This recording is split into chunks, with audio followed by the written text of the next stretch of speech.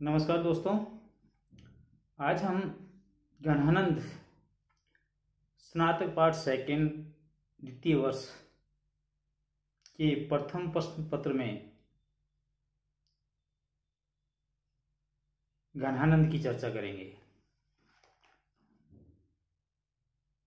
गणानंद के बारे में ये कहा गया है कि गणानंद एक सुजान नामक प्रेमिका से प्रेम करते थे।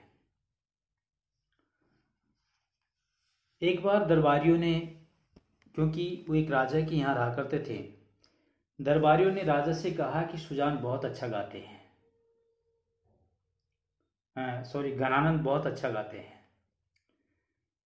राजा ने दरबारियों के कहने पर गणानंद से कहा कि कुछ गा करके सुनाओ। गणानंद मना कर देते हैं कि मुझे गाना नहीं आता। इस पर दरबारियों ने कहा कि अगर सुजान कहे तो गणानंद गा सकते हैं। राजा के कहने पर सुजान को बुलाया गया और सुजान से गाने के लिए कहलवाया गया गणानंद को। दोस्तों, गणानंद सुजान से बहुत अधिक प्रेम करते थे और वो सुजान की बात को टाल नहीं सके। सुजान के कहने पर गणानंद ने गाना तो गाया मल्हार राग में और बहुत ही सुंदर शब्दों में, बहुत ही सुंदर रागनी में गाया। राजा मंत्र मुग्ध हो गया गणानंद को कि के गाने को सुनकर। लेकिन दरबारियों ने उन्हें उकसाया कि महाराज, आपके कहने पर गणानंद ने नहीं गाया, जबकि सुजान के कहने पर गणानंद ने गाना गाया। ये आपकी तौहीन हो गई। राजा क्रोधित होकर के उसे देश निकाला दे दिया, अपने देश से बाहर जाने का हुक्म सुना दिया। गणानंद जाते जाते सुजान को अपने साथ चलने के लिए उन्होंने कहा, लेकिन सुजान ने मना कर दिया। जिस सुजान को दिलो जान से गणानंद प्यार करता था, उसके ऊपर बहुत ज्यादा विश्वास था, लेकिन उसी सुजान ने गणानंद के विश्वास को तोड़ा और साफ जाने से साफ इनकार कर दिया। गणानंद चला तो गया, लेकिन अपनी प्रेमिका सुजान को भुला नहीं पाया। उसने भगवान श्री कृष्ण का नाम सुजान रखा और उस कृष्ण की आराधना करने लगे सुजान के नाम से। तो गणानंद कवित्व में जितने भी पद हैं, जितने भी सवई हैं, जितने भी कवित्व हैं, वो सारे के सारे सुजान नाम से तो हैं, लेकिन वह सुजान उनकी प्रेमिका के नाम से भगवान श्री कृष्ण है। अब आगे हम सुजान की चर्चा करते हैं। छवि को सदन मोद मंडित बदन चंद, त्रसित चखनी लाल कब दो दिखाई गो, चट किलो बेक करो मट किलो बाती सो हो, मुरली अधर धरे लटकन आई हो, लोचन डुराए कछु मृद मुस्काए ने, भीनी बतियाई लड़काई जरताइये, विरह जरत ये जान आनी प्राण प्रिय, कृपा निधि आनंद को घन बरसाइयो। सबसे पहले मैं इनके कठिन शब्दों की को बता देता हूं। त्रसित प्यासी, चखनी नेत्रों को, चटकिरो भड़कीला, भेख भेष, मटकीली चटक मटक वाले रंग की, लटकन मस्ती में झूमते हुए, दुराए मटका कर, लड़काए ललक या उपजा कर, आनी आकर, कृपा निधि कृपा के सागर। इस छंद में, इस कवित छंद में घनानंद, जो घनानंद कवित से लिया गया है, किसी गोपी या नायिका की मनोदशा का चित्रण यहां पर किया गया है।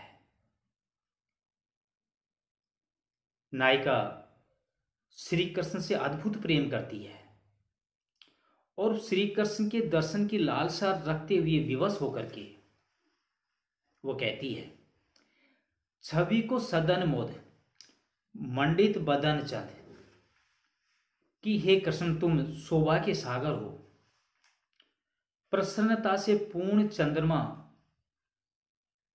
रूपी मुख को, बदन चंद चंद्रमा के समान सुंदर मुख को से सुशोभित मंडित, त्रसित चखनी लाल कब दो दिखाए हो, जिस के दर्शन की अभिलाषा करते हैं मेरे नेत्र, त्रसित प्यासे हैं, ऐसी मधुर मूर्ति जो छवि के सागर है, जिसका मुख चंद्रमा के समान चमकता है, ऐसे चमकीले मुख वाले हे श्री कृष्ण, त्रसित चखनी लाल, मेरे नेत्र प्यासे हैं उनके दर्शन के लिए, कब दो दिखाए हो, कब आकर के मुझे वो सुंदर दर्शन कराओगे। दर्शनों की लालसा गोपी के मन में है। चटकिलो भेंट करे मटकिलो भाती सो, मूली अधर धरे लटकन आए हो, कि कब तुम अपने चटकीले वेशभूषा धारण करके होठों पर मुरली रखकर बजाते हुए नखरीले ढंग से झूमते हुए आओगे। न जाने लोचन डुराए करू मर्द मुस्काए ने, लोचन डुराए करू मर्द मुस्कान ले, ना जाने कब प्रेम से सिक्त बातों से,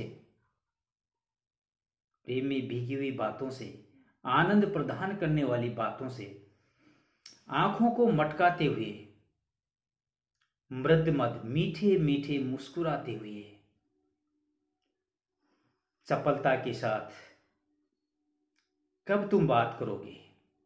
लोटन डुराए कछु मृद मुस्काई ने, प्रेम के साथ, आनंद के साथ, बीनी बतियाई लटकाए बतराए के, कब तुम मधुर भाषा में, मधुर वाणी से मुझसे वार्तालाप करोगे, कब मुझसे प्रेम करोगे। विरह जरत जिए जानी आनी प्राण प्रिय, कब अपने हृदय में मुझे विरह में जलती हुई समझकर, मेरी भावनाओं को समझकर, मेरे दर्द को समझकर, तथा मेरी भावनाओं को, मेरे अंतर्मन की वेदना को समझकर कब तुम मेरे पास लौट करके आओगे, कृपा निधि आनंद के घन बरसाई हो। और हे प्राणों के प्रिय, क्योंकि गोपी का अद्भुत प्रेम करती है, अनन्य प्रेम करती है श्री कृष्ण से, वो उन्हें प्राणों से प्रिय है। हे कृपा के सागर कृष्ण, तुम अब मुझ पर आनंद के मेघ की कब वर्षा करोगे, अर्थात मुझे अत्यधिक आनंद कब दोगे। यहां पर घनानंद प्रियतम की रूप छवि के साथ उसके मधुर व्यवहार के प्रेमालाप को बताकर संयोग की लालसा एक नायिका के द्वारा व्यक्त कर रहे हैं। अगर अलंकारों की बात करें तो हम देखते हैं कि अनुप्रास, रूपक और उपमा अलंकार का यहां पर प्रयोग किया गया है, और कवित छंद की यति और गति का उचित प्रयोग जान पड़ता है। अगले कवित की तरफ चलते हैं, सवैये की तरफ। भोर ते सांझलो काननो निहारी बावरी नेक न हारती, सांझ ते भोर लो तारे की तारी वो तारनी कोई के तार न टारती। जो कची भाव तो दीठी परे गन आनंद आंसुओं ओसर गारती। मोहन सोहन जोहन की लगिए रहे आंखिन की उरारती। कठिन शब्द देख लेते हैं। न हारती, नहीं थकती। तारनी, तारों को। तारनी सो, पुतलियों में।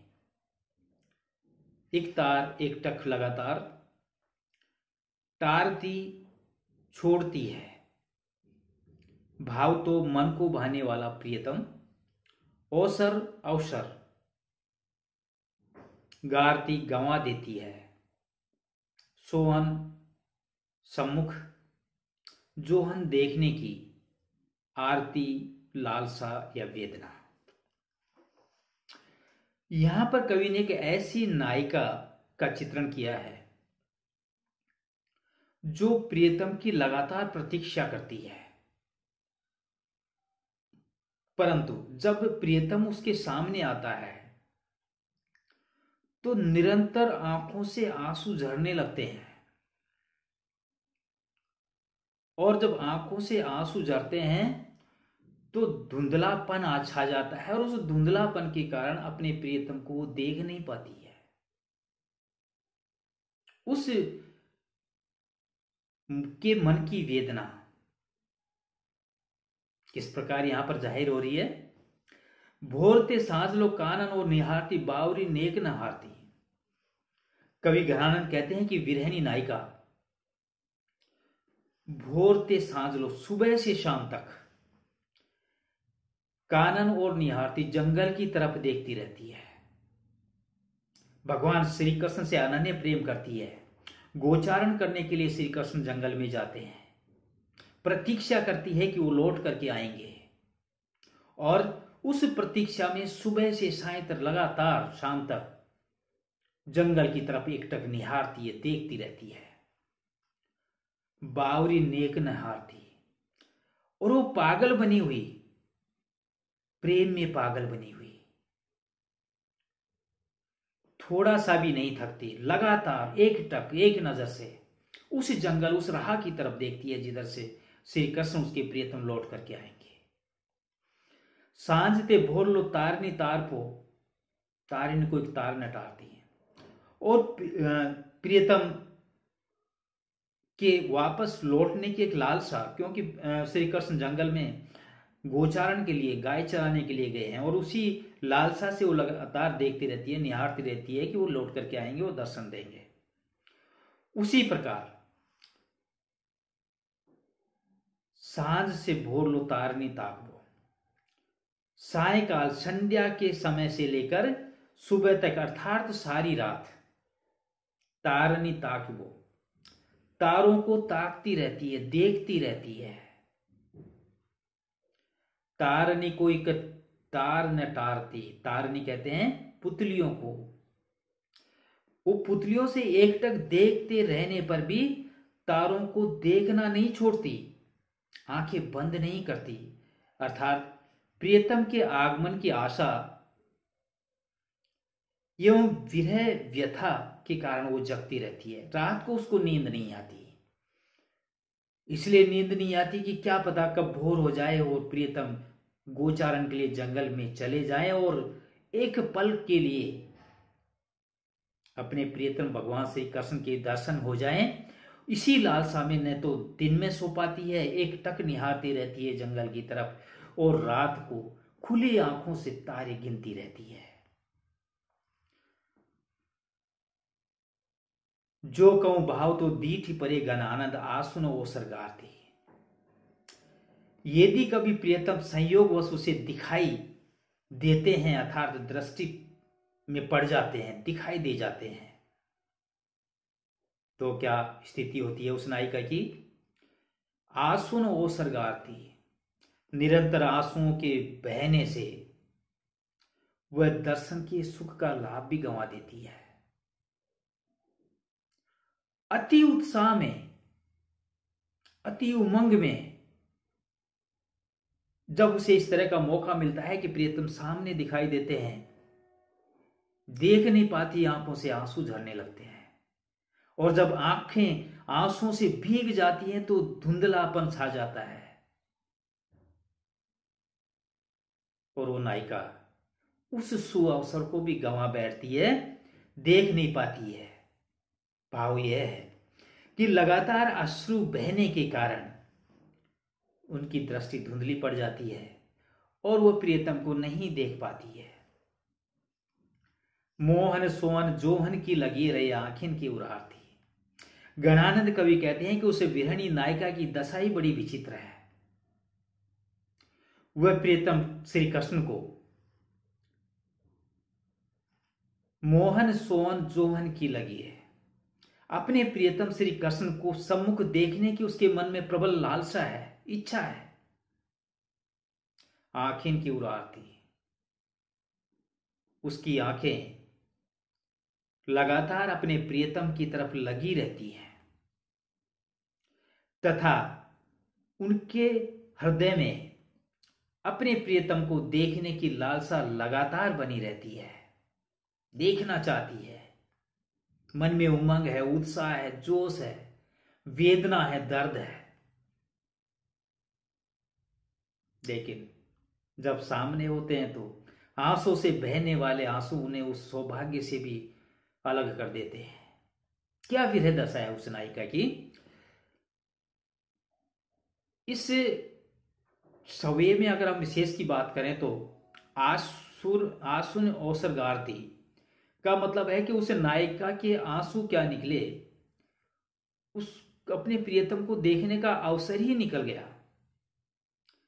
आंसुओं के साथ उनका उस सुअवसर भी उनसे छिन गया।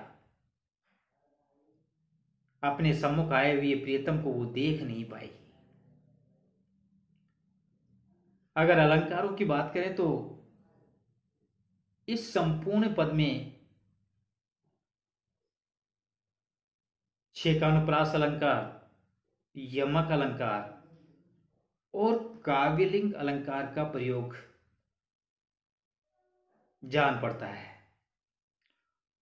और संपूर्ण छंद सवैया छंद के अंदर प्रयुक्त है। गणानंद कवित्व के इन दो पदों के साथ मैं अपनी वाणी को विराम देता हूं, दो सवैयों के साथ। अगली कड़ी में इसके आगे की हम चर्चा करेंगे। तब तक नमस्कार, बाय।